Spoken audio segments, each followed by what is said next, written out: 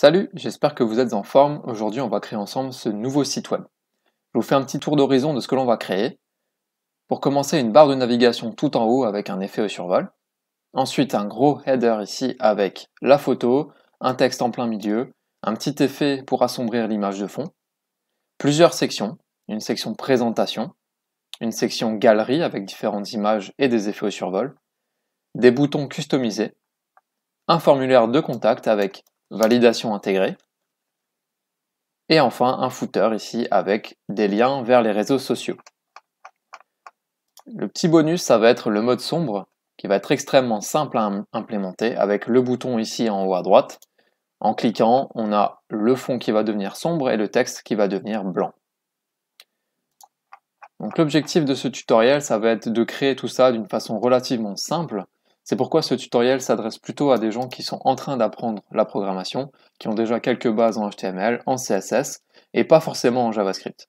Si jamais vous n'avez pas de base dans ces langages de programmation, pas de souci, je vais essayer d'expliquer le plus de choses possible au travers du tutoriel, ce qui vous permettra quand même de suivre, bien que n'ayant pas forcément toutes les connaissances nécessaires.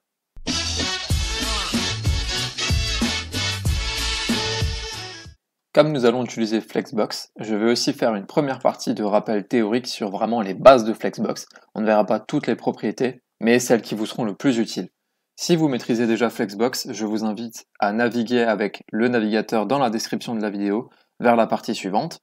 Sinon, vous pouvez continuer simplement la vidéo pour avoir le petit rappel théorique sur les différentes propriétés. Bien, on va regarder ensemble quelques rappels sur Flexbox. J'ai créé un projet très simple dans lequel j'ai juste mis une div container, et cette div elle va contenir 6 petites boîtes à l'intérieur. On va regarder ce qui se passe quand sur le conteneur, j'applique quelques propriétés de Flexbox. Tout d'abord, constatez qu'ici les boîtes se placent automatiquement l'une en dessous de l'autre. On va regarder ce qui se passe en appliquant un display flex sur le conteneur.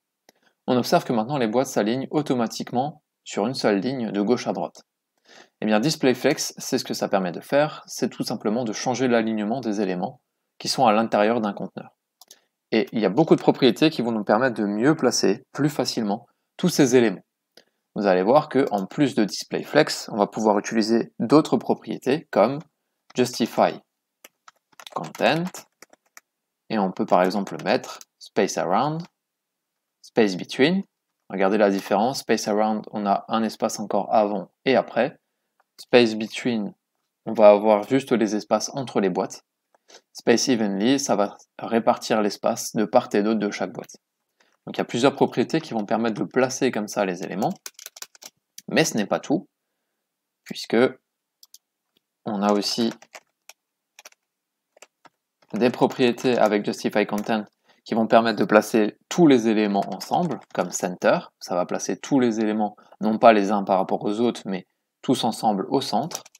On a aussi FlexEnd qui va les placer à la fin de la ligne, ou FlexStart qui est donc au départ. Et il faut bien comprendre que l'alignement se fait automatiquement de gauche à droite sur l'axe principal. Quand on est en display flex, l'axe principal c'est celui qui va de gauche à droite, et l'axe secondaire c'est celui qui va de haut en bas.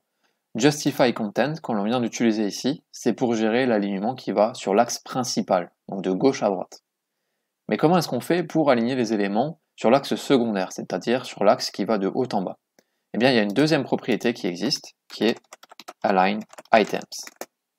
Et Align Items, on a plusieurs autres valeurs qui existent. Par défaut, on est sur Flex Start, c'est-à-dire tout en haut de l'axe, mais on peut aussi mettre les éléments au centre, ou on peut les mettre à la fin avec Flex End. Donc on sait qu'on peut placer les éléments selon l'axe principal et l'axe secondaire. Et ensuite on peut gérer le positionnement des boîtes les unes par rapport aux autres, mais aussi toutes les boîtes par rapport au conteneur. Donc voici un petit peu les différentes propriétés qui existent et qui permettent de placer les éléments. Vous pouvez tout aussi bien changer l'ordre des axes principaux et secondaires si on change la direction du flex par colonne. Vous voyez que maintenant les éléments se placent sous la forme d'une colonne. À ce moment-là, l'axe principal n'est plus de gauche à droite, mais bien de haut en bas. Et c'est l'axe secondaire qui va de gauche à droite. Ça veut dire que maintenant, Justify Content, qui, rappelons-le, gère toujours le positionnement sur l'axe principal, va gérer le positionnement selon l'axe qui va de haut en bas. Donc cette fois-ci, quand j'utilise par exemple Justify Content Center, ça ne va plus placer les éléments ici au centre de la boîte, mais bien sûr selon l'axe vertical, pardon. De la même façon, on va avoir Flex End, où ça va placer les éléments donc tout en bas. Alors je vais laisser sur Center pour l'instant. Et regardons ensemble Align Items. Je rappelais qu'avant, Align Items permettait de gérer l'alignement sur l'axe en vertical, mais cette fois-ci, on va changer puisque l'axe secondaire, ce n'est plus l'axe vertical, mais bien l'horizontal. Donc Align Item Center, vous voyez que ça va décaler tous mes éléments au centre selon l'axe secondaire, qui est ici l'axe horizontal. Donc, ce que l'on va utiliser très très souvent ensemble, celui-là on peut l'enlever, ça va être Display Flex, Justify Content Center et Align Item Center pour pouvoir centrer des éléments à l'intérieur d'un conteneur. C'est vraiment les trois propriétés qu'on va utiliser très très souvent ensemble et qui permettent en très peu de lignes de code de placer automatiquement les éléments au centre d'un autre. Il existe ensuite des propriétés que l'on va pouvoir appliquer sur les éléments eux-mêmes. Donc là, je vais me déplacer, je ne vais plus aller sur le conteneur, mais je vais aller sur une boîte. Alors je vais prendre par exemple la boîte numéro 4, je vais en prendre une qui soit au milieu, et je vais pouvoir lui appliquer des propriétés spécifiques, à savoir Align Self, et je vais mettre par exemple FlexEnd.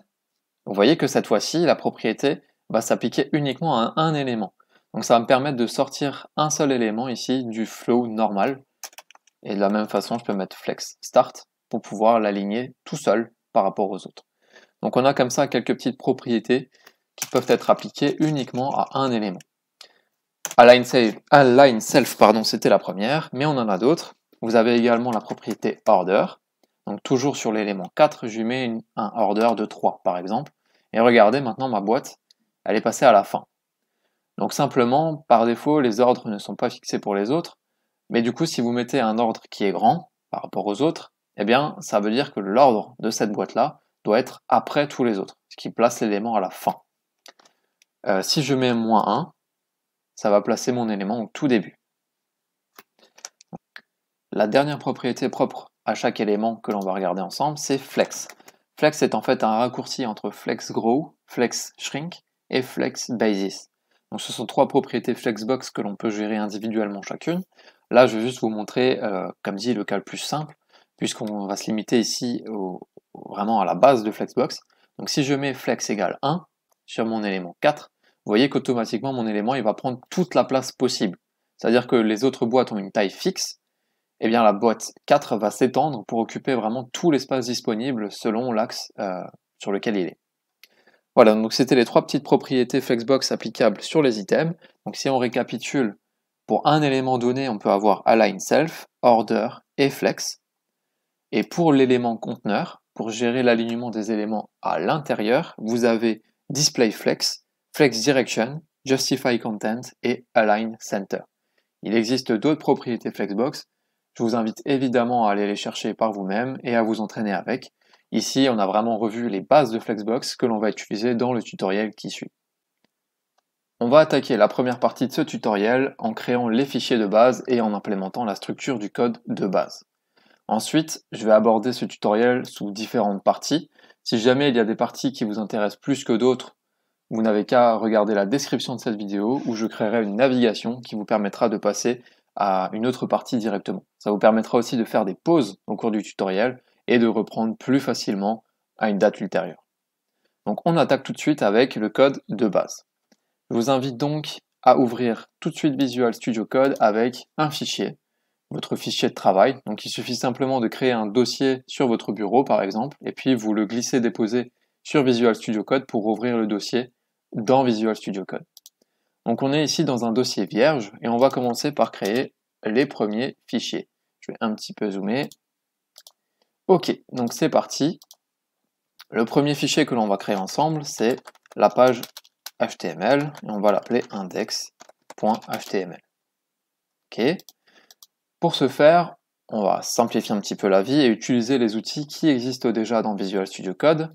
Il vous suffit de taper la touche exclamation et vous allez avoir un template de HTML qui va se créer automatiquement.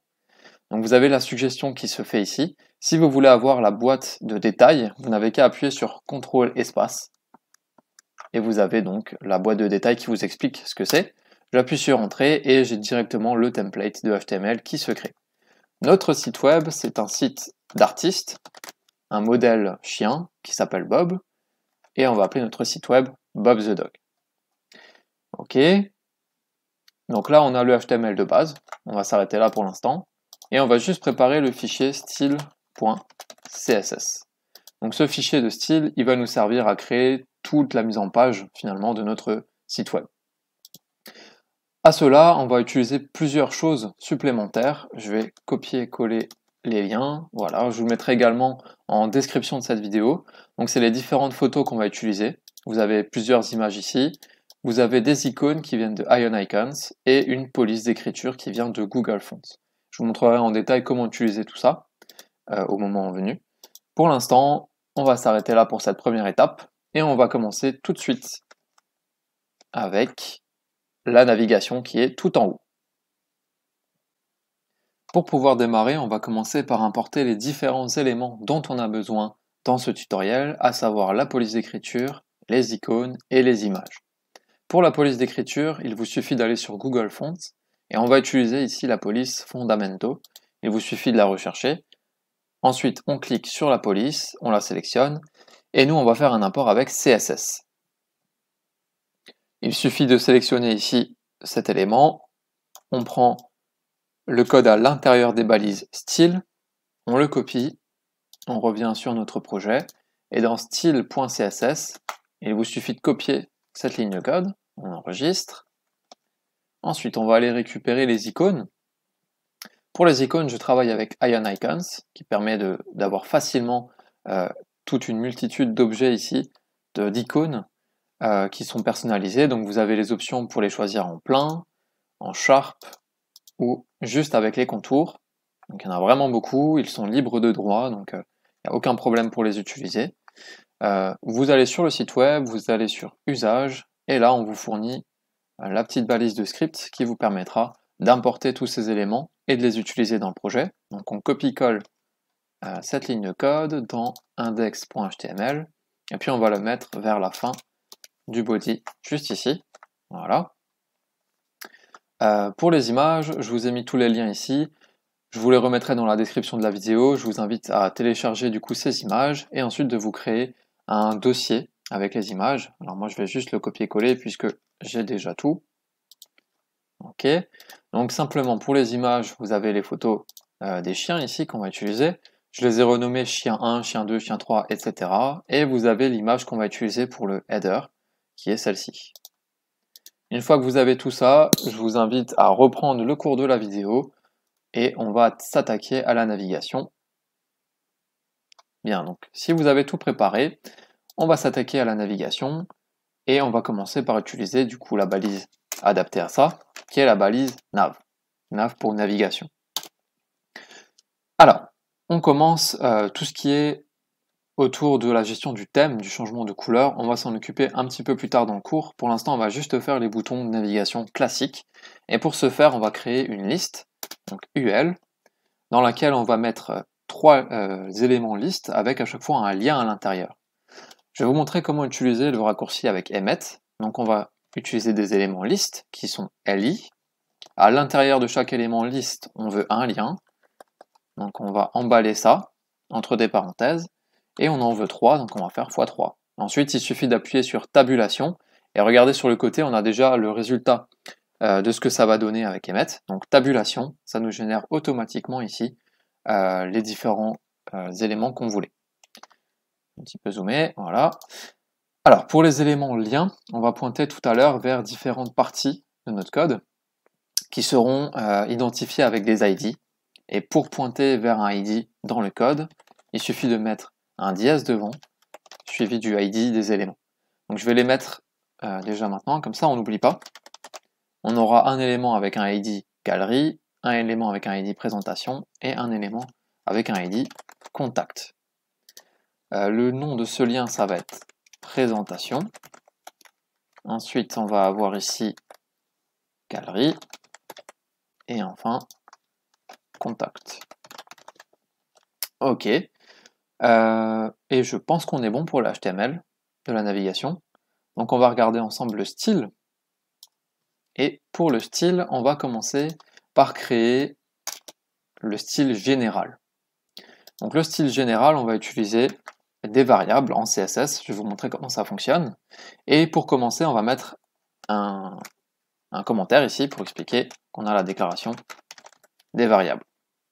Donc tout à l'heure, on sera amené aussi à gérer le thème ici, donc je vais déjà l'écrire. Et pour écrire des variables en CSS, on va les placer sous le pseudo-élément root, puisque les variables CSS fonctionnent avec la hiérarchie, avec l'héritage. Donc plus on place les variables haut dans la hiérarchie, et plus on est sûr que tous les éléments auront accès à ces variables. Donc l'élément le plus haut qu'on peut utiliser, c'est la pseudo-classe root. Et pour déclarer une variable en CSS, on met double tiré du milieu, suivi du nom de la variable. Moi, je vais utiliser le nom de variable rose, et je vais utiliser cette couleur qui est dièse FF92D2. Ensuite, on aura aussi besoin d'une couleur, d'une variable pour gérer l'ombre. Donc l'ombre, ça va être avec box shadow. Je vais lui mettre une variable de 0, 2 pixels, 5 pixels et RGBA 0, 0, 0. Je vous réexpliquerai tout ça un petit peu plus tard. Pour l'instant, on va juste recopier les variables. Ensuite, il y en a une qui s'appelle black. Alors, ce ne sera pas tout à fait du noir, ce sera 2, 2, 2, 2, 2. Ensuite, on a du gris. Celle-ci, ça va être que des E. Voilà. Ok, donc là, on a les variables. Et maintenant, je vais vous montrer comment on va construire notre code CSS d'une façon qui soit un petit peu plus facile à gérer. Donc, on pourrait très bien se contenter d'écrire absolument tout le code CSS du site ici. Simplement, pour des soucis de simplification, on va séparer le code CSS en plusieurs parties. On va donc créer un dossier CSS et on va créer un premier fichier à l'intérieur qui s'appelle navigation.css. Donc là-dedans, on va mettre uniquement le code CSS qui concerne ce qu'on vient de créer ensemble, la navigation. Donc pour la navigation, pour le style, je vais splitter l'écran ici. Ok, on va garder le HTML à côté, je vais fermer ça. Alors, on regarde le résultat final. On est ici, donc la navigation elle doit ressembler à ça, c'est-à-dire 3 liens qui sont l'un d'un côté de l'autre, avec un effet au survol des liens, et qui sont centrés. Donc c'est parti. Pour la navigation, on va commencer par cibler l'élément nav, et on va lui dire position fixée, puisqu'on veut que la navigation elle reste toujours collée en haut de l'écran. Je vous remontre ça. Vous voyez, quand on scrolle, la navigation elle ne bouge pas, elle reste tout le temps collée. Donc ça, c'est position fixed qui va permettre de le réussir. Mais si c'est position fixée, il faut lui dire que ça doit être fixé tout en haut, à 0, et sur la gauche, à 0. Donc il faut lui donner la position à laquelle il doit être fixé. Ok. On va mettre juste, pour l'instant, background color. On va lui mettre du rouge. Voilà. Et on va regarder ce que ça donne. Pour regarder ce que ça donne d'une façon très simple, je vous invite à installer l'extension Live Server. Alors, je ne sais plus comment ça s'écrit, ça doit être comme ça. Voilà, Live Server, cette extension-là, où il vous suffira de l'installer ici. Et ensuite, vous faites un clic droit sur index.html et Open avec Live Server. Et ça vous ouvre votre projet. Donc pour l'instant, nous, on a ça. Bon, on est encore très très loin du résultat final, mais au moins ça permet de voir un petit peu ce qui se passe. Vous voyez que j'ai mis un background color rouge, pourtant on n'a aucun rouge ici. Donc c'est tout simplement parce qu'il va falloir donner une taille à notre élément. Donc on va dire width égale 100%, tu prends toute la largeur possible, et on va fixer une hauteur à 60 pixels. Ok. Ah oui, je t'en ai demandé pourquoi ça marche pas. Forcément, on n'a aucune communication entre cet élément HTML, cet élément CSS et finalement notre style CSS qui est utilisé dans l'index. Donc ici, on va commencer dans le fichier HTML par lui dire quelle fiche de style il doit utiliser. Donc, on va mettre link et ici, on va pointer vers notre fichier style.css. Donc ça veut dire que notre document HTML va utiliser tout le style qui est là-dedans. Mais nous, on est en train d'écrire du style ici. Alors comment faire le lien entre les deux? Eh bien, on va aussi utiliser import, tout simplement. Donc import, et on va lui mettre... donc on doit pointer vers la référence. Alors je regarde juste l'écriture. Oups, j'ai déjà cassé ici. Ok, donc on va lui dire import, on va ouvrir les parenthèses, et on va lui dire, tu vas dans le fichier, dans le dossier CSS, et navigation.css. Donc ce que ça va faire, cette ligne de code, c'est simplement dire, ok, regarde-moi ce fichier, et tu m'importes tout le CSS qu'il y a là-dedans, et tu le mets dans ce fichier ici. Donc on regarde maintenant. Ok, là on a bien la navigation avec la bonne hauteur, le fond rouge, donc là, ça fonctionne. Bien, on va continuer. Donc navigation, on a dit qu'on a fixé la taille. On va maintenant mettre la petite ombre. Donc box shadow. Oups. Box shadow. Et on va utiliser la variable qu'on vient de créer. Donc souvenez-vous, on a utilisé cette variable-là qui va définir l'ombre. Et pour utiliser cette variable, il suffit d'écrire var et ensuite le nom de la variable. Var ombre. Ok, on regarde. On a bien une ombre qui s'est rajoutée. Alors simplement pour l'ombre, qu'est-ce que ça veut dire tout ça? Donc ça c'est l'étalement de l'ombre, on ne veut pas que ce soit étalé. Ça c'est le décalage de haut en bas je crois. Ah non pardon, ça c'est le décalage de haut en bas, le décalage de gauche à droite, et l'étalement c'est celui-ci. Donc c'est étalé, et on a un décalage de 2 pixels vers le bas. Donc c'est pour ça qu'on voit l'ombre qui est un petit peu vers le bas, et qui est relativement adoucie, ça c'est grâce à l'étalement.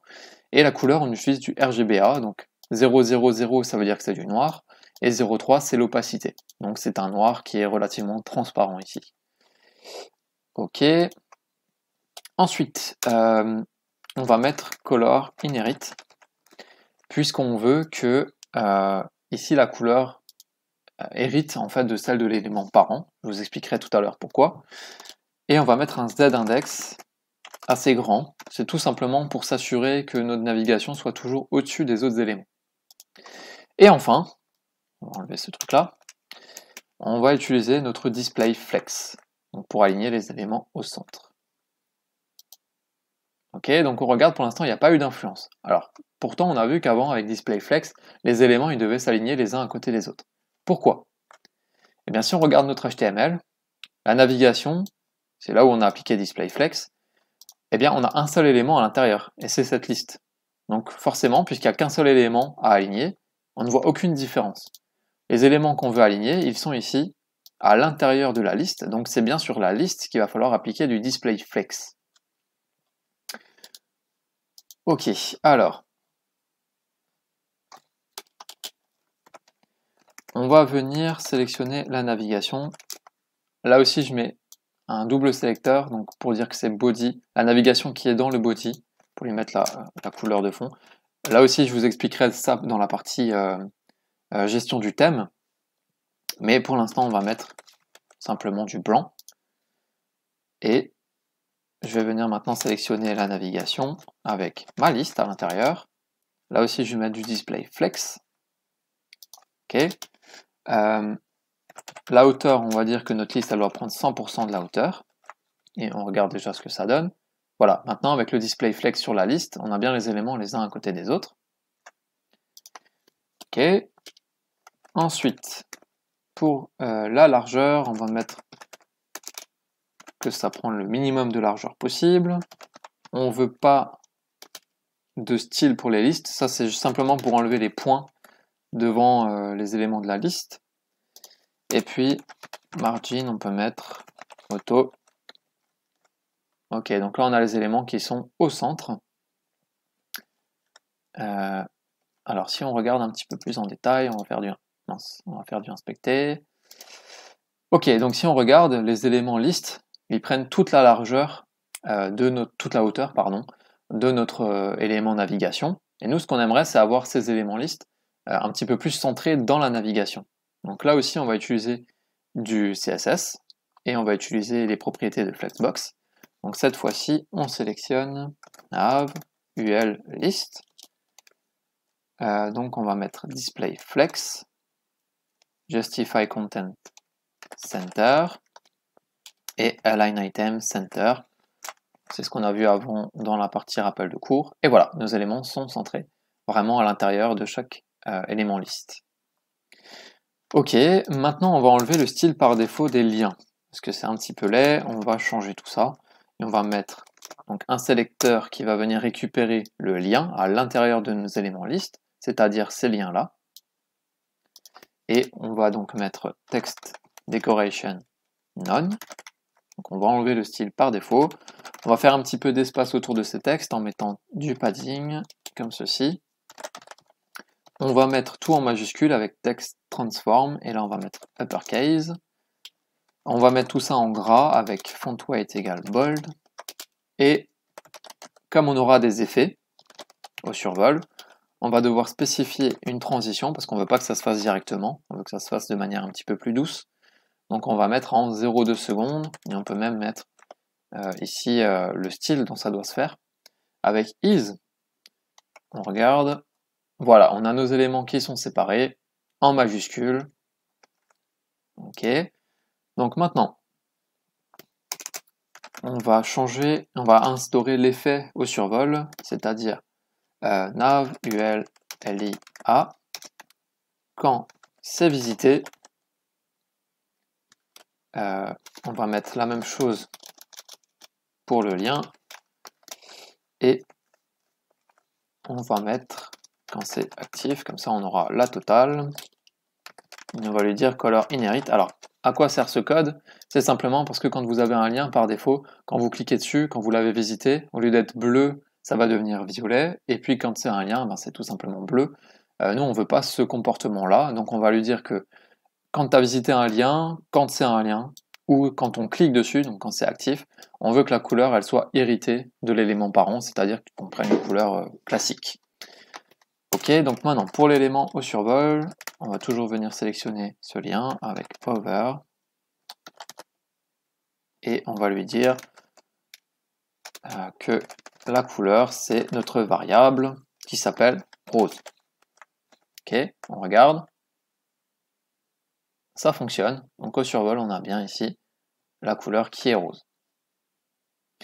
Alors, on va instaurer les petits séparateurs qu'on a entre chaque élément lien. Vous voyez cette petite ligne qui permet de séparer les éléments. Et pour ce faire, on va utiliser aussi du CSS. Donc, nav, ul, li. Là, on va le placer sur les éléments liste plutôt. Et on va sélectionner tous les éléments. Avec cette ligne de code, on va sélectionner le deuxième. Donc, on regarde tous les ali qui sont à l'intérieur de notre liste. Et on va sélectionner le numéro 2. Et on va placer border left, donc un pixel solide, on va mettre notre variable black, et on va faire la même chose à droite. Pas droite, il faut passer en anglais, voilà. Oups. Ok, on regarde ce que ça donne. Voilà, donc ici on a maintenant les lignes qui sont de part et d'autre de l'élément liste. Petit problème, c'est que ces lignes, elles prennent tout l'espace ici disponible. Et ça, c'est pas forcément un comportement dont on a envie. Donc il va falloir corriger ça pour que finalement nos éléments prennent juste l'espace en fait du texte. Donc si on regarde ce qui se passe, c'est l'élément liste qui s'étale sur toute la hauteur. Et bien finalement, c'est sur l'élément A ici qu'on va appliquer les bordures et non pas sur l'élément LI. Donc il va falloir rajouter encore un sélecteur derrière pour dire que c'est le deuxième élément liste, le lien qui est à l'intérieur sur lequel on applique les deux bordures. On regarde, ok. Donc ça veut dire qu'il y a juste cet élément qui possède une bordure à gauche et une bordure à droite, qui permet de faire la séparation entre les deux. Ok, je pense qu'on est pas mal. Tout ce qui concerne le thème, donc le bouton sur la droite, on le fera un petit peu plus tard. Et on arrive à la fin de la navigation. Bien, comme on a pu le voir, vous avez une police par défaut, vous avez de l'espace par défaut. Bref, il y a déjà beaucoup de styles appliqués par défaut à tous ces éléments HTML, et on en a déjà corrigé certains avec des propriétés CSS, mais on ne va pas quand même réécrire à chaque fois du CSS sur chaque élément de notre projet. Donc pour ce faire, on va corriger le style et on va effacer un petit peu toutes ces propriétés qui ne nous intéressent pas, et on va créer un style général. Donc on va créer le fichier général.css, on va mettre un petit commentaire ici, donc reset,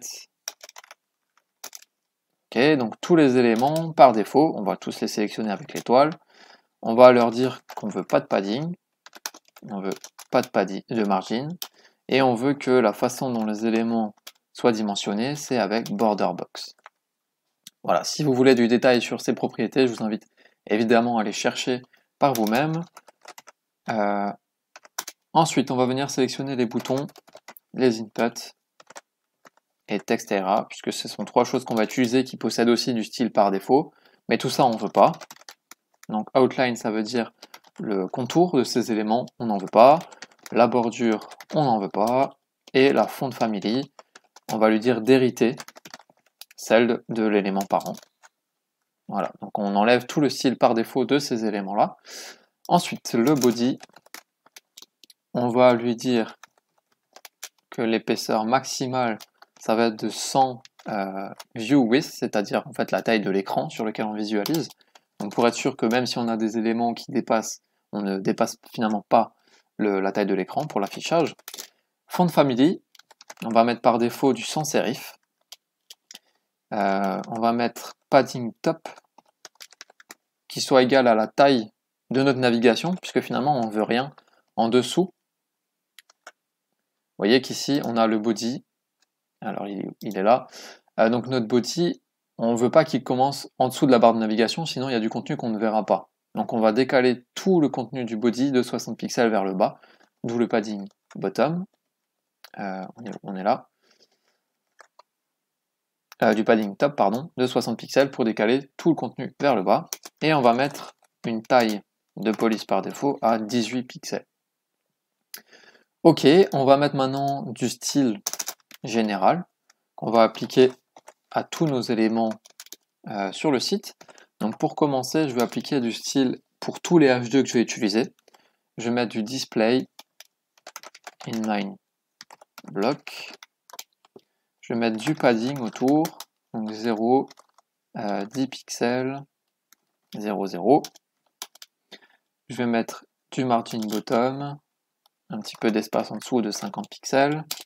Je vais mettre une taille de police à 50 pixels. On va mettre tout ça en gras. Et alors je vais juste placer momentanément un H2 ici pour voir ce que ça donne.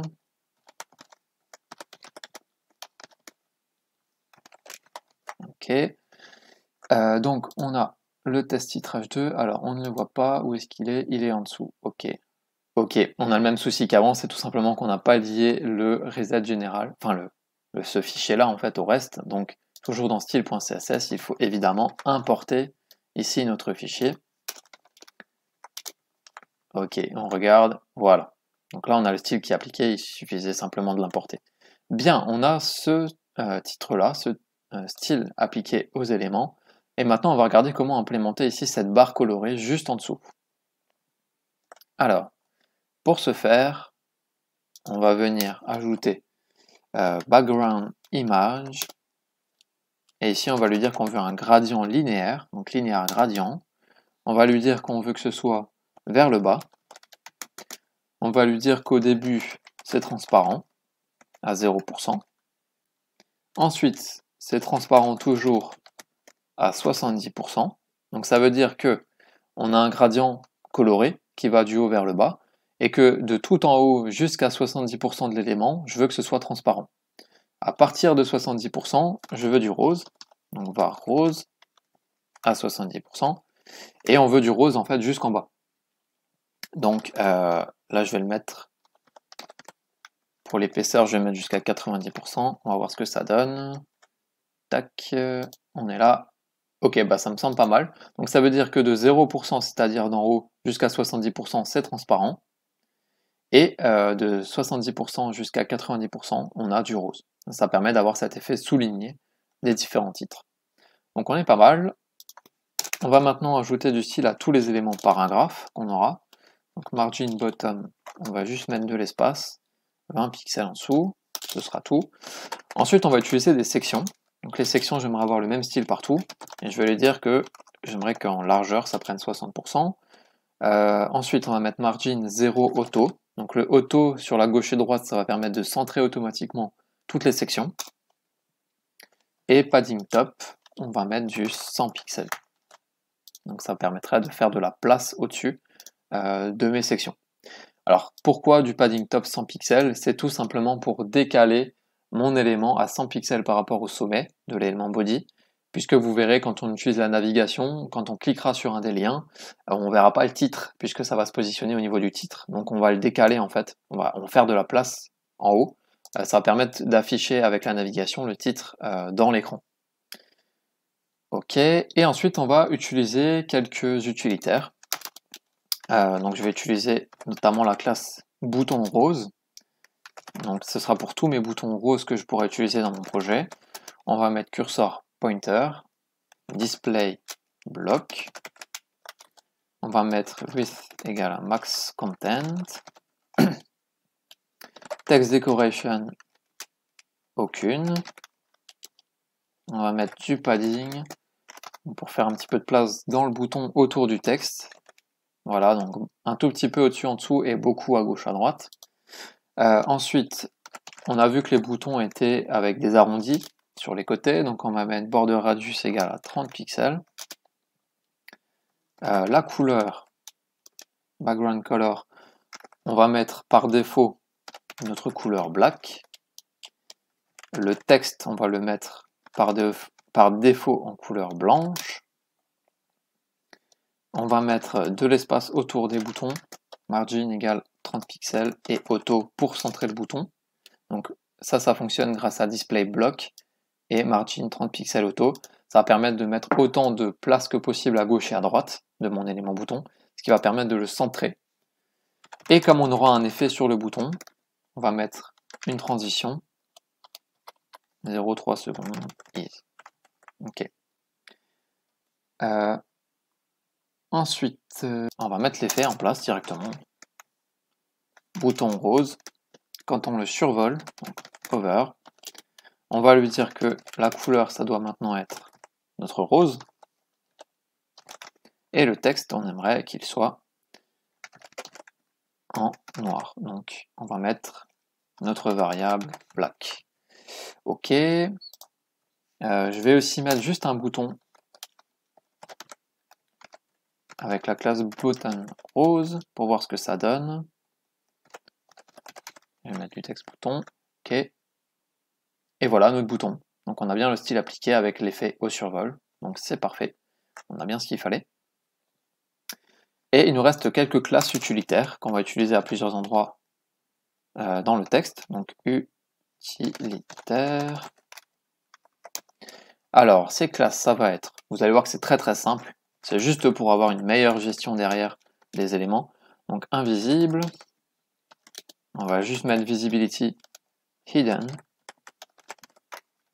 Et on va faire une classe display none, donc dnone, pour mettre display none. Vous allez voir, ces classes, elles vont nous servir à appliquer du style facilement à un élément, où il suffira finalement de rajouter juste la classe à l'élément. Ok, on en a fini avec toutes ces configurations, le reset de départ, etc., etc. Donc là, on est plutôt pas mal. Je vais supprimer mon titre et mon bouton qui servaient juste à faire des tests, et puis on va passer à la suite. Bien, on va s'attaquer maintenant au header, c'est-à-dire la partie avec la grosse image et le titre en plein milieu. Pour ce faire, comme tout à l'heure, on va créer un fichier CSS et on va commencer par l'importer avant d'oublier encore une fois. Donc header.css, on doit l'importer ici dans notre fichier style. Donc header.css comme ceci. Ok, donc là on devrait être tranquille. Je vais le mettre ici. Voilà. Ok, et c'est parti pour le header. Donc on va utiliser la balise header tout simplement. Et à l'intérieur, on va mettre un titre avec Bob the. Et ensuite, on va changer. On va mettre ici un span avec une classe égale à rose. Et on va mettre dog à l'intérieur. Ok, et notre classe rose, on va la mettre ici tout simplement. On va pas trop s'embêter. On va la mettre dans général, tiens. Parce qu'on a créé des classes utilitaires. On va rajouter celle-ci, rose. On va juste mettre la couleur égale à var rose. Ok. Voilà, donc ça permettra d'avoir le mot dog en rose. Et on va inclure aussi l'image. Alors pour l'image, on va le faire en CSS uniquement. Par contre, pour appliquer l'effet avec le voile noir un petit peu transparent dessus, on va créer un élément supplémentaire qui servira uniquement à ça. Donc on va créer une div et on va mettre un ID sur cette div pour l'identifier plus facilement. Et on va l'appeler header background, comme ceci. Donc on passe au style et on va commencer par cibler notre élément header. On va lui dire que on aimerait une hauteur assez grande quand même, avec 90 view height, c'est-à-dire 90% de la hauteur de l'écran. La width, c'est-à-dire l'épaisseur, on veut 100%. Et on va centrer l'élément texte à l'intérieur du header. Je rappelle ce qu'on veut. Tac. Donc le header, c'est cette partie, et on veut que le titre soit en plein milieu du header. Et ça, on l'a vu ensemble, comment il fallait le faire. Donc simplement, 3 propriétés, display flex, justify content center, align item center. On regarde ce que ça donne. On a bien ici l'élément header, regardez c'est celui-ci, avec le texte en plein milieu. Donc c'est parfait, 3 lignes de code pour aligner un élément en plein milieu, c'est plutôt sympathique. Et on va avoir besoin d'une propriété supplémentaire, qui est position relative. Ok, ensuite on va donner du style au H1 qui est à l'intérieur de notre header. On va lui dire position absolute, font size, on va lui mettre 90 pixels. Alors juste le position absolute, donc c'est simplement pour dire que par rapport à la position de celui-ci, on aimerait que ce soit toujours au-dessus. Donc l'image et ce truc-là qu'on aura pour donner un filtre, un effet de filtre noir au-dessus de l'image, finalement ça va couvrir aussi notre élément titre. Donc on aura l'effet noir au-dessus de l'élément titre, et pour éviter ça, on va mettre une position absolute. Donc pour placer notre titre vraiment au-dessus du reste, à ce moment-là on peut lui placer un z-index de 10 par exemple, peu importe la valeur ici, c'est juste pour le mettre au-dessus du reste. La couleur, on veut que ce soit du blanc, et on va ajouter, on va changer la font family, on va utiliser celle qu'on a importée. Donc rappelez-vous, c'était la Fondamento. Alors je vais retourner là-dessus. Voilà, il suffit de copier-coller ce texte-là. Et on va aller là. On colle ça. Fondamento. Ok. On regarde. Ok, donc on a bien notre texte qui est ici. Bon, pour l'instant, blanc sur blanc, forcément, c'est pas terrible. Il va falloir qu'on ajoute notre image. Donc, c'est parti. Header. Et on va sélectionner la div à l'intérieur. Header background. J'avais mis un tiret du bas. Et maintenant, on va inclure l'image. Et on va aussi inclure un filtre par-dessus. Donc, 8. On va mettre 100% du header. Pareil pour la largeur, on va mettre 100% du header. Et on va inclure maintenant l'image. Ah, background. Image. Et on va venir utiliser la propriété URL pour pointer vers notre image qui est dans /image/ moi je l'ai appelé header.jpg. Ok, on regarde. Donc là on a bien l'image qui se met derrière notre texte. Alors, tac, regardez si je ne mets pas position absolute avec le z-index sur le H1, on a ce comportement-là, donc le texte qui est placé avant en fait l'image. Donc c'est pas du tout ce qu'on veut, nous on veut vraiment que ce soit au-dessus, d'où l'intérêt d'utiliser ça. Ok, et maintenant on va mettre background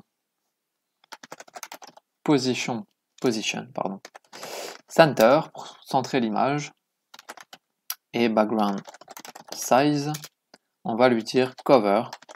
Donc l'image elle va être positionnée par rapport à son centre, et l'objectif ça va être de couvrir tout l'élément header ici. Ok, donc là il ne nous reste plus qu'une dernière chose à mettre, et c'est un filtre. Et en fait pour cet effet de noir un petit peu opaque, on va mettre la luminosité à 35%. Ok, donc là on obtient bien l'effet avec le header comme souhaité. Bien. On passe à la section présentation. Comme d'habitude, on va commencer par créer notre fichier CSS, section présentation.css, et on va importer ce fichier dans notre fichier général, comme les autres.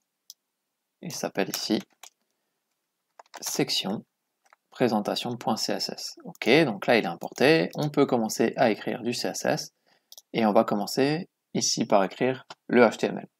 Donc notre section présentation, on aimerait que ce soit déjà une section. On va utiliser l'élément HTML qui correspond à ça. Et souvenez-vous, dans la navigation, on a pointé ici vers l'élément présentation. Donc ce vers quoi on va pointer, ça va être la section. Et on va lui donner le ID égale à présentation. Voilà. Donc le lien avec dièse présentation. Dièse, ça veut dire qu'on pointe vers un ID à l'intérieur de notre document. Et le ID doit être égal à présentation. Et c'est ce qu'on place ici. Donc en cliquant maintenant sur le lien présentation, ça va nous diriger directement vers cette section. Dans la section, on va commencer par inclure une div autour d'une image. Ça va simplement être pour mieux gérer la taille de l'image. Et cette image, ça va être dans .image et on va mettre la première image du chien. Et alt, on va mettre Bob the dog. Donc ça, c'est simplement le texte qui s'affiche au cas où l'image ne se charge pas. En dessous, plutôt à côté, vous allez voir tout à l'heure au niveau du placement, on va venir placer ici une div avec le ID présentation texte, et en fait c'est tout ce qui va contenir du texte. Donc pour l'instant, on met le titre présentation, H2, et en dessous on va mettre du texte. Donc là, libre à vous de mettre le texte que vous voulez. Là, je vais mettre je suis Bob, donc un modèle Instagram, et on va utiliser une balise strong, pourquoi pas. C'est simplement pour mettre du texte en avant. Par défaut, ce sera en gras. Donc depuis 2013. Alors, on est là. Tac. Donc on a la photo, on a le H2 qui s'est mis en style directement avec notre reset général de style, et on a notre texte avec depuis 2013 en gras grâce aux balises strong. Ok, je vais rajouter encore du texte, alors libre à vous de mettre ce que vous voulez en dessous. Moi je vais me contenter de copier-coller ici le texte que j'avais préparé. Alors, tac. Voilà, donc vous pouvez mettre ce que vous voulez comme texte, peu importe. Simplement, en balise spéciale, il y a la balise ici EM, qui permet de mettre du texte en italique. Et je pense qu'on est bon pour cette section. Donc, si on récapitule, simplement une div avec l'image à l'intérieur, pour gérer la taille de cette image, et ensuite une div avec le texte à l'intérieur, donc le titre en H2, et plusieurs balises paragraphes, avec tout le texte descriptif. On passe maintenant au style. Donc on va venir sélectionner la section qui possède un ID présentation. On aura plusieurs sections, donc c'est pour ça que j'identifie avec un ID, ça correspond à celle-ci. Alors, display, toujours du display flex, pour mettre l'image à côté du texte. Donc si on regarde un petit peu la section, on a finalement deux choses à l'intérieur. On a cette div, et on a la deuxième div avec tout le texte. Donc quand on met un display flex sur le conteneur ici, ça veut dire que ces deux divs-là, donc celle-ci et celle en dessous, vont finalement s'aligner sur une même ligne, l'une à côté de l'autre. Et donc c'est bien ce qu'on observe ici, l'image et le texte juste à côté. Alors bien sûr, il va falloir donner un petit peu plus de style à tout ça. Et on va commencer par lui donner une taille. Alors non, ça ce sera peut-être même pas nécessaire. Je pense qu'on va passer directement au style de la div juste en dessous. Donc je vais copier ça. Et on va venir sélectionner maintenant la div, enfin les divs plutôt, et on va dire que au maximum, on veut que ce soit une hauteur de 100%. Section présentation. Maintenant, on sélectionne l'image à l'intérieur de nos divs, donc c'est-à-dire cette image juste ici. Et on veut qu'au maximum, en hauteur, ça fasse 400 pixels. Donc là, l'image ne pourra pas dépasser les 400 pixels. OK. Ensuite, pour cette image, on va donner des bords ronds. Donc border radius, on va mettre du 10 pixels. Margin right, on va mettre un petit peu d'espace encore sur la droite de l'image pour espacer le texte. OK. Donc là, on a bien de l'espace, on a les petits bords arrondis. Soit dit en passant, vous pouvez très bien rajouter des variables CSS. Par exemple, si vous voulez être sûr d'utiliser la même valeur ici pour les borders radius, vous pouvez très bien stocker cette valeur dans une variable CSS. Enfin, voilà, libre à vous de faire comme vous voulez. Moi, j'ai juste stocké les couleurs ici et l'ombre. Voilà. Alors, l'avantage aussi, au passage, de stocker ces valeurs-là dans des variables, c'est que si maintenant ce rose-là ne vous plaît plus, bah, il vous suffit simplement de changer la valeur, et partout où vous avez utilisé la variable rose dans votre code, eh bien, ça va changer. Donc là, par exemple, vous voyez que le rose a changé, ici, ici, bref, partout où j'ai utilisé la variable rose.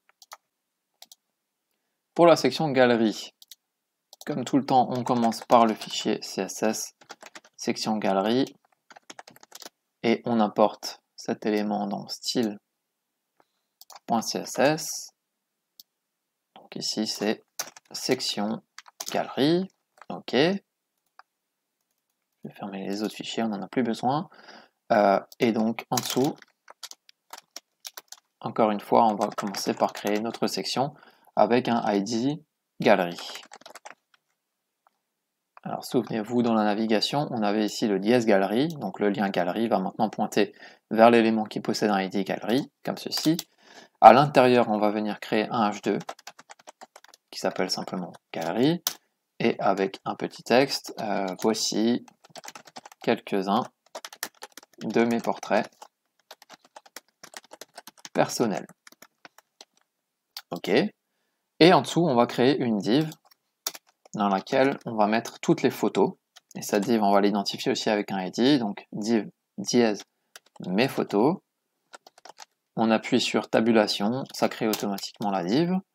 Et maintenant, on va placer 3 images. Donc là aussi, je vais utiliser emmet, pardon, on aura 4 images en tout. Donc je vais dire image x 4, tabulation, donc ça crée automatiquement 4 images. Alors je vais faire un petit peu de place, voilà, les unes au-dessus des autres. Et donc là, je vais venir sélectionner les images. Donc on a chien 2, je vais copier-coller ça, puisque les autres images s'appellent chien 3, chien 4, et enfin chien 5. Ok. Ici, on va juste mettre photo de mes albums, pourquoi pas. Là, peu importe. Et enfin, on va rajouter juste en dessous encore un bouton. Alors, button. On va mettre un lien pour que vous puissiez rajouter vraiment un lien vers une autre page, pourquoi pas. Moi, je ne vais pas en mettre spécialement ici. Donc, button, on va mettre classe égale button rose. Et on va mettre en voir plus avec une petite flèche. Et la petite flèche, c'est le code. C'est ce morceau de code-là qui permet de faire une petite flèche vers la droite. Ok, on regarde si c'est bon. Donc on a bien nos 4 images. Et en dessous, on a le bouton. Alors là, le style n'est pas bon. Donc ça veut dire qu'il va falloir changer ça avec le lien. Alors au lieu de se compliquer la vie, je vais juste ici enlever l'élément bouton. Et je vais plutôt mettre cette classe directement sur mon élément lien. Puisqu'en fait, tout le style qu'on veut appliquer au bouton est déjà écrit dans la classe button rose. Voilà, donc là on a le bouton qui est correctement stylisé, sans problème. Ok, et maintenant il ne reste plus qu'à mettre en place un petit peu le style de la galerie. On veut avoir les images les unes à côté des autres, et on veut aussi avoir un effet au survol des photos, avec un effet de zoom. Donc c'est parti pour le style. On va ici dans le fichier section galerie, et on va commencer par sélectionner la section. Alors attendez. La section, on n'a pas forcément besoin, en fait on peut directement attaquer ici cette div là. Donc on va venir sélectionner la div qui possède un ID mes photos, et on va lui dire display flex. Donc normalement, vous avez les images qui sont les unes à côté des autres, c'est bien ce qui se passe, grâce à DisplayFlex. Ok, et on va lui dire qu'au maximum, tu prends 100% de la largeur. Ok, donc là, ça n'a rien changé visuellement, parce qu'il va falloir qu'on redimensionne les images à l'intérieur. Donc div mes photos, on sélectionne les images, et on veut que chaque image prenne finalement un quart de la place disponible. Donc on va mettre 25% en largeur pour chaque image. Ok. Donc on est comme ceci. Et ce qu'on va faire, c'est l'effet au survol. Alors, on va mettre le même sélecteur ici. Et on va lui dire, dès qu'on survole cet élément image, on veut un effet de zoom.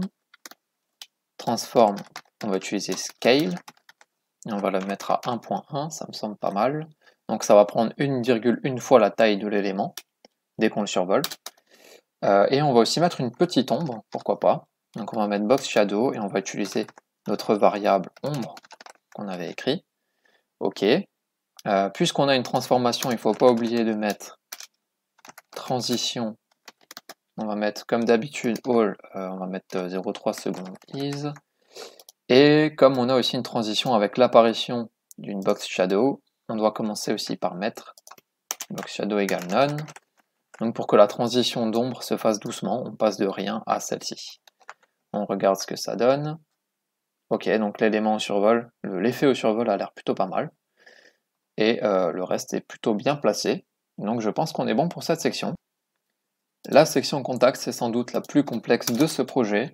Donc on commence par créer notre section avec un ID contact. Encore une fois, c'est pour la navigation qu'on a mise en place tout à l'heure. On va mettre un h2 me contacter. On va mettre ensuite un petit paragraphe qui explique à quoi sert cette partie-là. Alors je vais simplement copier-coller le texte. Là encore, vous pouvez mettre ce que vous voulez.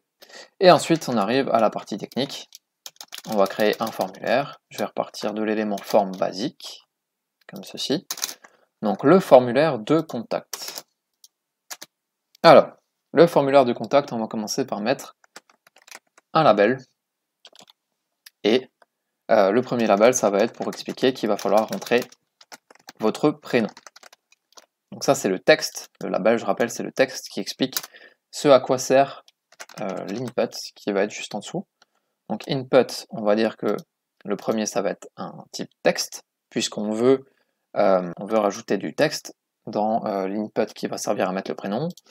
Ensuite, on va rajouter un placeholder, c'est-à-dire le texte qui apparaît par défaut dans l'input. On va mettre simplement prénom. Et on va mettre que c'est required, c'est-à-dire qu'on ne peut pas envoyer, on ne peut pas valider le formulaire tant que ce champ-là n'est pas rempli. Ok. Maintenant, comment est-ce qu'on fait le lien entre ce label et cet input ici? Eh bien, il va falloir mettre un ID égale à prénom. Et cet ID doit correspondre à ce qu'on met ici dans for. Donc la même chose ici et ici. On regarde. Alors là, c'est tout en bas de l'écran, c'est peut-être pas forcément tip top. Je vais juste mettre du style pour l'instant. Alors, on va d'ailleurs créer ce fichier de style, section contact.css, et on va implémenter ça dans style.css, donc c'est section contact, voilà, et section contact, on est là, donc je vais venir sélectionner section contact. Pour l'instant, je vais juste mettre un padding bottom de 100 pixels pour faire un petit peu de place en dessous. Ok, donc maintenant, regardez ce qui se passe. Quand on clique sur le label, ça va mettre automatiquement le curseur dans notre input, ici. Donc c'est grâce au lien entre le ID et le for du label, ce qu'on vient de faire ici. Ok, donc on a notre premier input. Ensuite, on va simplement copier-coller tout ça, puisqu'on veut la même chose, mais pour l'email. Oups. Voilà, on copie-colle. Donc cette fois-ci, c'est plus votre prénom, mais c'est votre email. Là, je vais changer le for et le ID, je vais mettre email. Le type, il y a un type spécial qui existe, qui est email, qui permet de faire une validation du type par email. Là, on va mettre en placeholder, on va mettre exemple, arrobase. On va l'écrire en français, ce sera mieux. Exemple, exemple.com.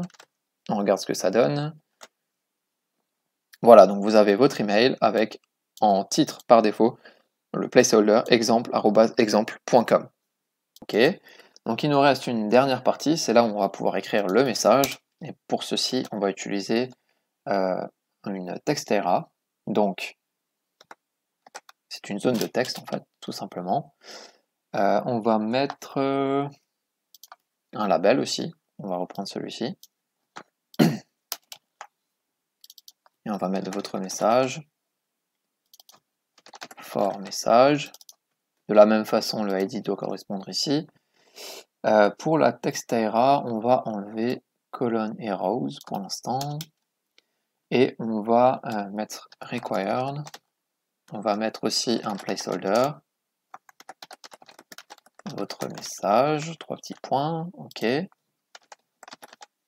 On va mettre ça, un name, ok. Et on va rajouter un bouton à la fin de cette forme, de ce formulaire. Donc button, classe button rose pour lui donner le style de nos boutons habituels.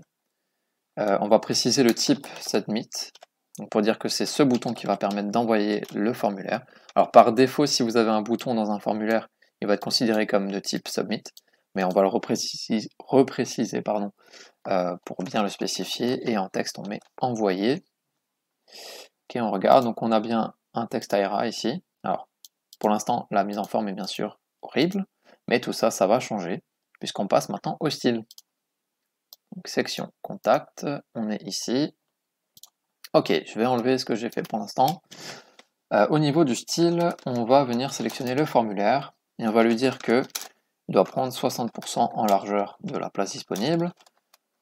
Margin, on va mettre 0 auto pour que ce soit centré automatiquement.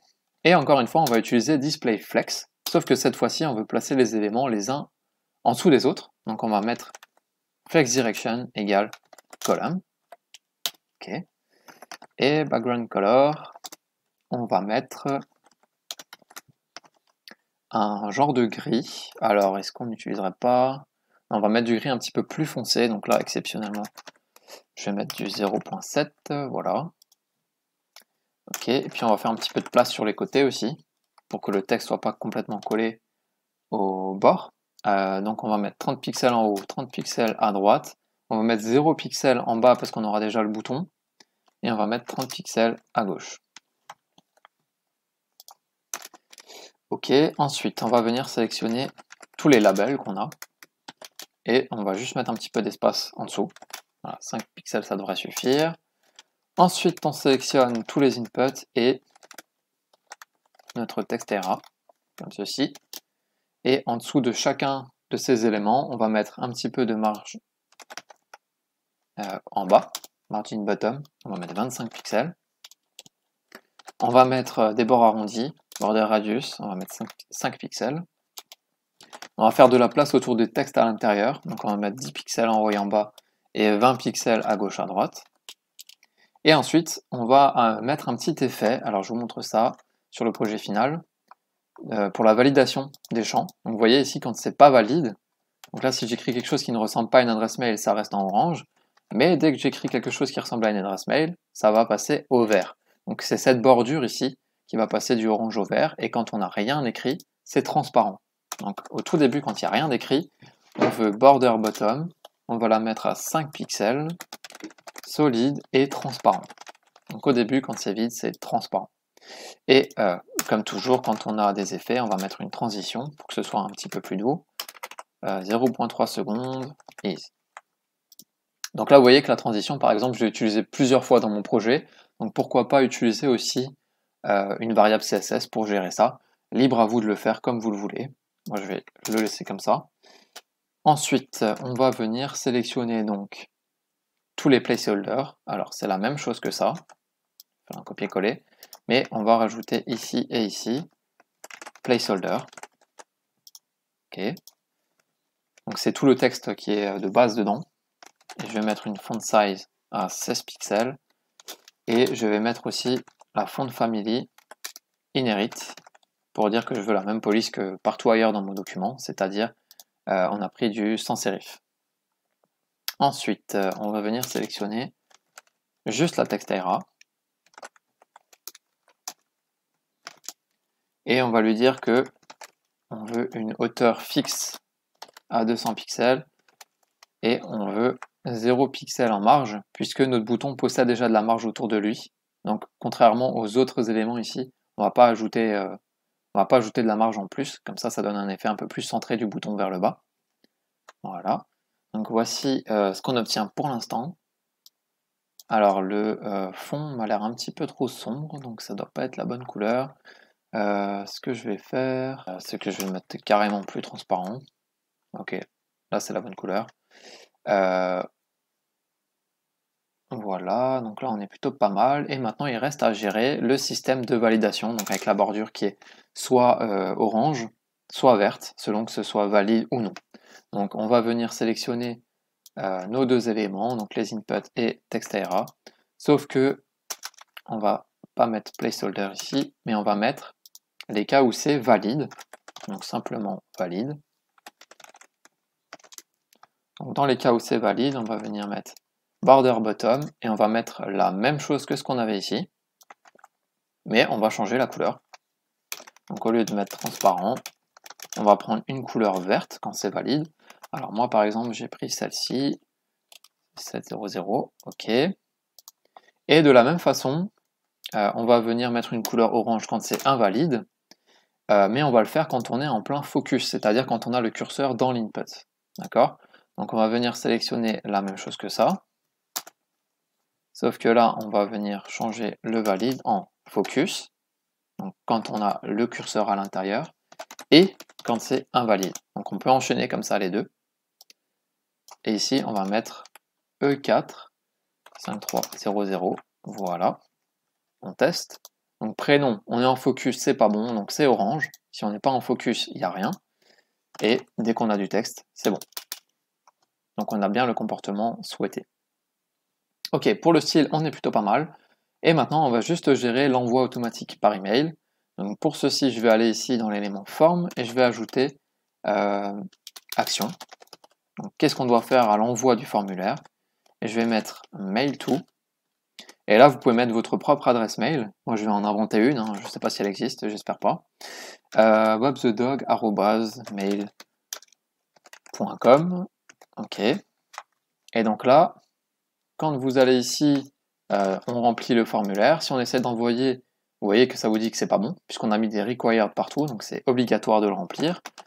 Je vais mettre example@example.com. Ok, là c'est bon. On met un petit message, hello. Et là, quand on clique sur envoyer, on a l'email. On a l'email qui va s'ouvrir automatiquement pour envoyer le message. C'est parti pour le pied de page, le footer. Donc on va aller en dessous de notre dernière section.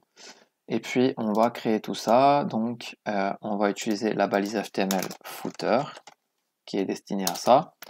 On va mettre un petit paragraphe. Projet 2021. On va mettre le signe copyright. Alors évidemment, je mets un copyright, mais ce projet, vous pouvez en faire ce que vous voulez. Vous pouvez le copier, il n'y a pas de souci. C'est là pour apprendre. Oups. Ok, donc on met du texte et en dessous on va mettre une div et on va lui mettre un ID de div social. Je vais mettre en fait tous les logos des différents réseaux sociaux que je vais pouvoir mettre en lien. Et pour ce faire, on va créer donc 3 liens. Alors vous commencez à comprendre comment ça fonctionne. Je mets A x 3, tabulation. Ça me crée automatiquement 3 liens. Ok, on va juste les mettre les uns en dessous les autres, comme ceci. Avec la div tout en bas. Voilà. Et à l'intérieur de ces liens, ce que j'aimerais faire, c'est afficher un logo. Les logos des différents sites web vers lesquels je veux pointer, différents réseaux sociaux. Et pour ça, on a implémenté avant Ion Icons. Souvenez-vous, c'était cette page-là. Donc on va aller sur Icons ici. on peut chercher Facebook, on l'a ici. Et quand vous cliquez dessus, vous avez ce petit élément qui apparaît. Donc là, il vous suffit de cliquer à l'intérieur, ça va le copier automatiquement. Ensuite, on va venir se placer à l'intérieur de notre navigation et on colle. Donc on implémente ce logo. Là, vous pouvez mettre le lien directement HTML vers votre page Facebook. Ok, moi je vais laisser comme ça. Et du coup, si on regarde, j'ai le petit logo Facebook qui apparaît ici. Donc on a implémenté le logo qui vient de Ion Icon directement ici. De la même façon, je vais mettre LinkedIn, juste ici, tac. Je vais le mettre là. Là encore, je vais mettre un lien qui pointe vers rien ici. Voilà, vous pourrez mettre vos propres liens. Et le dernier, c'est Instagram. Celui-ci. Donc on le met juste ici. Ok. Et maintenant, on va passer au style de ce footer. Donc comme d'habitude, on va créer un fichier footer.css. On n'oublie pas de l'importer dans style.css. Donc imaginez si on avait tout écrit au même endroit, ça aurait été vite ingérable. Là, le fait de séparer en plusieurs fichiers, ça permet quand même de mieux voir où sont les choses. Et je vais fermer le reste. Ok, donc c'est parti. Pour le footer, on va mettre le sélecteur. Donc margin top 100 pixels, on va faire de la place au-dessus. On va encore une fois mettre du display flex pour aligner les items les uns à côté des autres. Sur l'axe secondaire, donc de haut en bas, je veux aligner mes items au centre pour qu'ils soient bien centrés dans mon footer. Je veux aussi les mettre au milieu du footer sur l'axe de gauche à droite, l'axe principal, donc Justify Content Center. Background color, on va mettre var black. Color, on va mettre du blanc. Font size, on va mettre un petit peu plus petit que le reste, on va mettre du 14 pixels. Et on va faire un petit peu de place autour du texte avec du padding à 15 pixels. Je vais venir ensuite sélectionner le paragraphe que j'ai à l'intérieur. Je vais mettre margin bottom 0, puisque souvenez-vous, dans le style général, on avait mis un margin bottom égal à 20 pixels pour tous les éléments paragraphes. Mais celui-ci, dans le footer, je n'ai pas envie qu'il ait de margin bottom, donc je le fixe à 0. Ensuite, on va venir sélectionner la div, donc footer, div social, et je vais mettre margin left, un petit peu de place sur la gauche pour espacer avec le texte. Et je vais aussi mettre... Alors l'avantage d'utiliser Ion Icon, c'est que pour gérer la taille, il vous suffit de mettre une font size. Donc tous les icônes que j'ai utilisés vont adopter leur taille en fonction de ça. C'est quand même très très pratique. Ensuite, je vais utiliser la même chose. Je vais venir sélectionner les liens. Et pour les liens, je vais mettre une couleur blanche. En fait, c'est les logos. Là aussi, on peut gérer donc la taille avec ça, et la couleur, on peut la gérer avec la propriété color, tout simplement. Comme c'est un lien, je vais mettre text decoration none, et je vais mettre transition, puisque vous allez le deviner, on va mettre une transition au survol, 0,3 secondes is, ok, et donc la fameuse transition au survol, on va mettre à hover, color, et on va mettre notre couleur rose, comme ceci. On regarde ce que ça donne. Ok, la transition est là, donc on a tout. On regarde, la navigation fonctionne. Donc souvenez-vous, je vous ai parlé tout à l'heure de la section, on avait mis du padding top de 100 pixels. Donc c'est simplement parce que sans ça, on aurait un décalage donc, de 100 pixels vers le bas, et en cliquant sur présentation, on aurait ça d'affiché.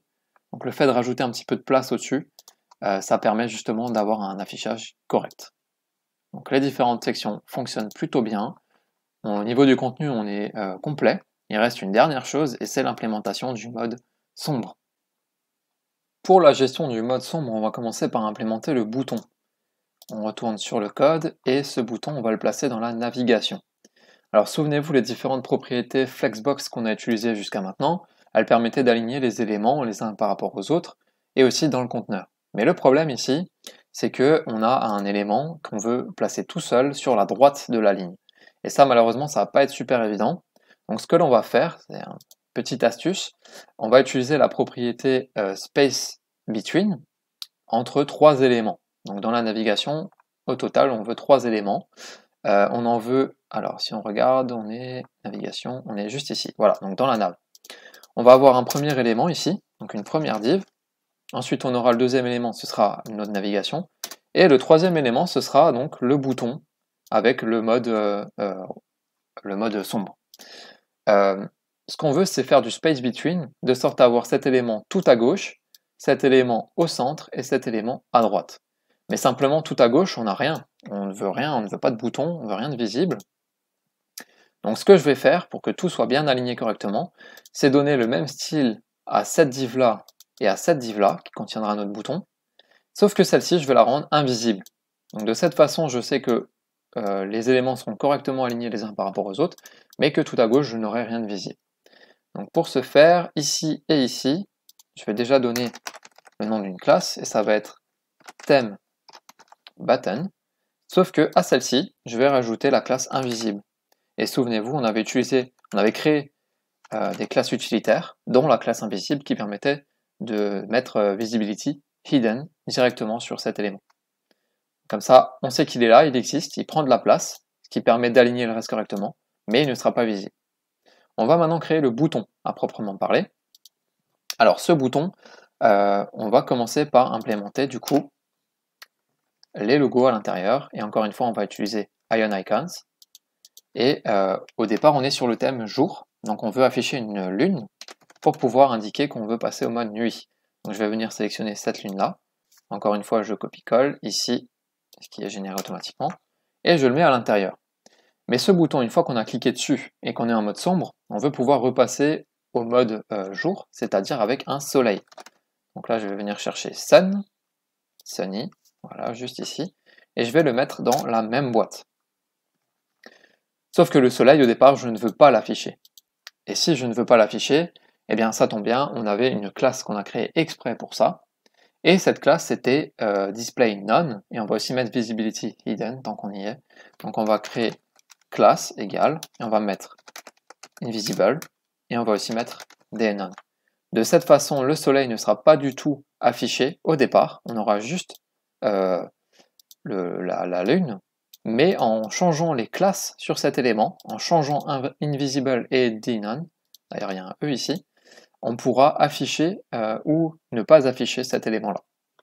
Donc là on est plutôt pas mal au niveau des éléments HTML, on va regarder ce que ça donne. Donc on a notre bouton qui apparaît ici, il est bien présent avec la lune au centre. Il suffit maintenant de donner un petit peu de style à tout ça. Et pour ce faire, on va commencer par retourner dans notre fichier navigation. Donc navigation, on était ici. On va sélectionner donc ce qu'on vient de créer ici, thème bouton. Tac, on ajoute ça. Ok. Alors, on va centrer déjà le logo en plein milieu de la div, donc display flex, align item center et justify content center comme d'habitude. Et on va fixer une taille, donc oui, on va faire un carré en fait, hein. Et puisque la hauteur de la navigation fait 60 pixels, on va mettre la hauteur à 60 pixels aussi, et comme on veut un carré, on fixe aussi la largeur à 60 pixels, comme ceci. Background color, je vais utiliser la valeur gray, que j'ai déjà fixée avant, et color, on va mettre la couleur black. Sans le var devant, ça va pas marcher. Voilà. Ok, et encore une dernière chose, on va mettre un pointeur quand on passe au-dessus. Ok, donc on regarde déjà ce que ça donne. Voilà, on a notre bouton qui est bon. On va simplement changer la taille de ce bouton. Donc on va venir sélectionner toujours ceci. Et on sélectionne les éléments Ion Icon à l'intérieur. Avec 8. On peut l'écrire en raccourci comme ceci. Et aussi l'épaisseur 25 pixels. Ok. Voilà, on a un bouton un peu plus grand. Donc là, c'est plutôt pas mal. Quand on appuie dessus, il ne se passe rien pour l'instant, évidemment. Et je vais maintenant vous expliquer comment est-ce qu'on va faire pour passer d'un mode sombre, d'un mode clair à un mode sombre, et inversement. Alors pour ce faire, on va utiliser un tout petit peu de JavaScript dans tout ça, et on va utiliser le body qu'on a juste ici, en lui affectant une classe. Alors, en principe, ce que l'on va faire, c'est qu'on clique sur le bouton, on va venir sélectionner le body qui est juste ici, et on va lui ajouter une classe supplémentaire, la classe Dark. On va implémenter ça, et on va commencer par aller dans Général, donc juste ici, et on va dire que dans Général, alors est-ce qu'on a du body quelque part? Oui, juste ici. Donc on va mettre body. Quand le body possède la classe Dark, on va changer des choses. Donc le bouton rose, quand je suis en mode black, je vais venir sélectionner le bouton rose. Je veux cette fois-ci une couleur. Oups, j'ai mis les mauvaises. Voilà, mon background color. En mode black, je veux cette fois-ci que les boutons soient gris et non pas noirs, sinon on ne les verra plus. Et je veux aussi que la couleur soit noire. Black, comme ceci. Ok. Pareil, on va changer le style quand on est en survol avec hover. Et d'ailleurs, on va mettre ça. Est-ce qu'on a déjà mis du hover ici? Oui. Donc on va pouvoir en fait simplement reprendre ce code-là et le mettre idem au mode black. Donc ça veut dire que peu importe qu'on soit en mode black ou en mode normal, je veux le même style quand je passe au-dessus. Ok. Donc là c'est pour le bouton. Ensuite dans la navigation, il va falloir également qu'on change quelque chose. Donc la navigation, elle prend simplement la couleur ici white, mais quand on est en mode sombre, on veut aussi que la navigation elle change de couleur. Donc là, c'est pas bien compliqué. On va juste dire que quand le body possède la classe dark, on va venir sélectionner la nav et on va changer ça, donc background color en black. Voilà. Ok. Et maintenant, il ne reste plus qu'à changer les valeurs des variables. Donc pour ça, les variables, on les a fixées ici dans style.css. Donc ce qu'on va faire, c'est simplement, quand body possède la classe dark, on va mettre la couleur du texte qui vaut la valeur de la variable gray, et background color, on va mettre black. Ok. Donc là, on a préparé normalement tout le code CSS, on verra s'il manque quelque chose après. Maintenant, il reste à implémenter la logique avec JavaScript. Alors, si on récapitule, quand on clique sur le bouton, on veut affecter la classe dark à body, ce qui va changer les valeurs ici de la couleur du texte, et aussi la couleur du fond d'écran, ainsi que les petites modifications sur le bouton et sur la navigation qu'on vient d'écrire. Et en même temps, je veux changer l'icône qui s'affiche à l'intérieur. Donc je veux que la moon, la lune ici, ne soit plus visible, et au contraire, je veux que le soleil soit visible. Donc c'est parti, on va écrire ensemble le code JavaScript, et on va le faire juste ici. On va ouvrir une nouvelle balise script. Ok. Donc on va commencer par récupérer tous les éléments dont on va avoir besoin. Donc simplement const, on va mettre d'abord le logo de la lune, document, on va utiliser, donc document c'est pour cibler le document dans lequel on travaille, getElement, on va faire byId, on va sélectionner un élément avec son ID, et on va faire moonButton, ce qui veut dire que je vais devoir ajouter sur le logo de la lune, juste ici, un ID égale moonButton. Ok. Donc cet élément possède le ID moonButton, et dans mon code JavaScript, j'ai écrit OK, dans le document, tu regardes qu'est-ce qui possède un ID moonButton, et tu me le stockes dans cette variable. Donc j'ai récupéré le logo dans cette variable. De la même façon, on va récupérer le logo du soleil, donc sunButton, sun.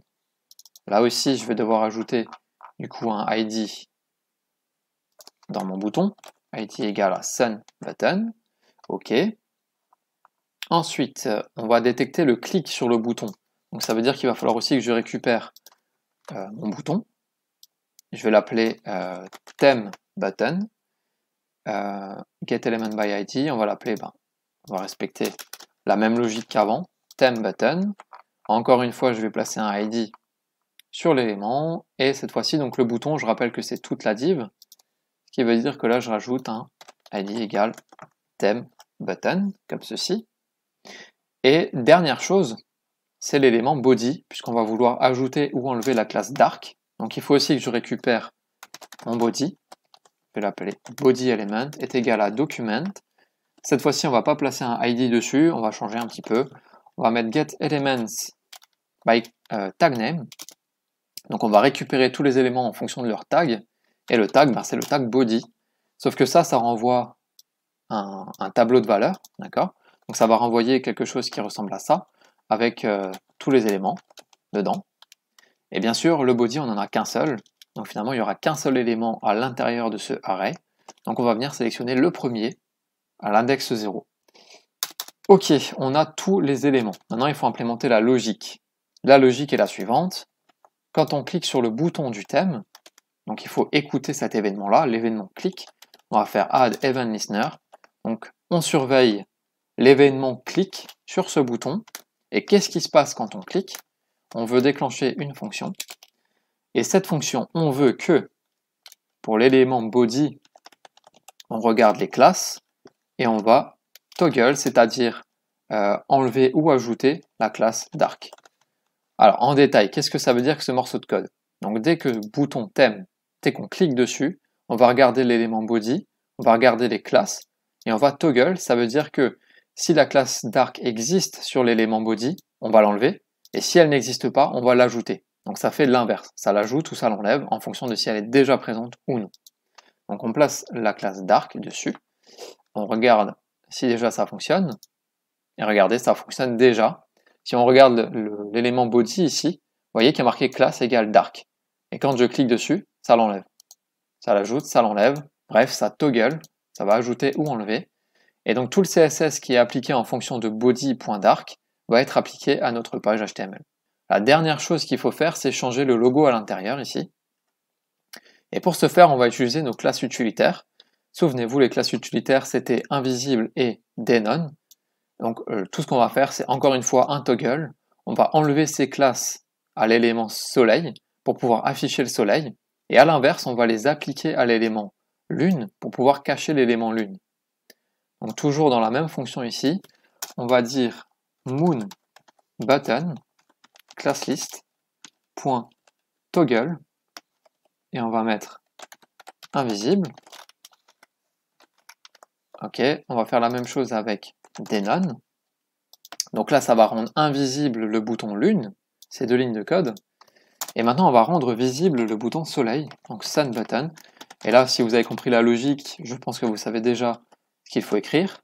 Toggle, invisible, et denon, donc pour enlever ces deux classes. Et rendre visible, oups, il manque un E ici, le bouton. On regarde si ça marche. Et oui, on a bien le changement ici de logo à l'intérieur du bouton. Donc on a réussi à tout faire, on arrive à la fin de ce projet. Il reste une dernière partie pour ceux qui veulent faire la partie responsive, c'est-à-dire de changer un petit peu le design en fonction de la taille de l'écran. Parce que si on regarde actuellement, sur des écrans très très petits, il y a des choses là qui sont pas géniales, donc on va s'occuper de tout ça, on va s'occuper de changer le design en fonction de la taille de l'écran disponible. Alors, pour la partie responsive, je vous montre comment est-ce que je procède d'habitude. Je vais sur ma page web, je fais un clic droit, je fais inspecter. Vous avez cet onglet qui s'ouvre sur le côté. Et ensuite, je peux changer ici la taille de l'écran. Et regardez bien, ici, en haut à droite, vous avez la taille qui s'affiche. D'accord? Donc ça me permet de voir les dimensions actuelles de l'écran. Ensuite, je vais venir rétrécir mon écran. Et je regarde à partir de quelle taille le design commence à poser problème. D'accord? Je regarde quels éléments posent problème. Donc pour ce faire, on commence déjà par sélectionner la taille qui pose problème. Ici, je vois qu'à partir de 1000 pixels, je vais avoir déjà des éléments qui sont pas super. Donc mes sections, à partir de 1000 pixels, mes sections, j'aimerais bien qu'elles prennent un petit peu plus de largeur. Et j'aimerais aussi que le header ici soit un petit peu plus petit parce qu'il est quand même très très grand lorsque la taille de mon écran est de 1000 pixels. Donc on va déjà commencer par changer ces deux choses-là. Et vous pouvez faire des tests si vous voulez faire des tests en direct. Donc ici on va se placer à 1000 pixels à peu près. On va cliquer sur ce logo qui permet de sélectionner des éléments et je vais sélectionner ici une section, d'accord? Et je vais pouvoir ajouter directement une propriété CSS pour faire des tests. Donc par exemple width, pardon. Je vais mettre 90%, pourquoi pas. Ok, donc ça me permet de voir un petit peu quel design ça peut avoir si je mets 90%. Et avec les flèches haut et bas, ou directement en remplaçant, je peux faire des tests ensuite pour changer les valeurs et voir ce qui me plaît. Donc moi, 90%, ça me convenait plutôt bien sur les écrans un petit peu plus petits. Donc c'est ce que je vais implémenter maintenant. Et on va commencer par écrire les media queries. Donc les media queries, c'est ce qui permet de gérer le côté responsive. Ce sont des règles CSS que l'on va ajouter qui vont expliquer comment doit agir le style en fonction de la taille de l'écran. Alors, pour la logique, vous avez deux options.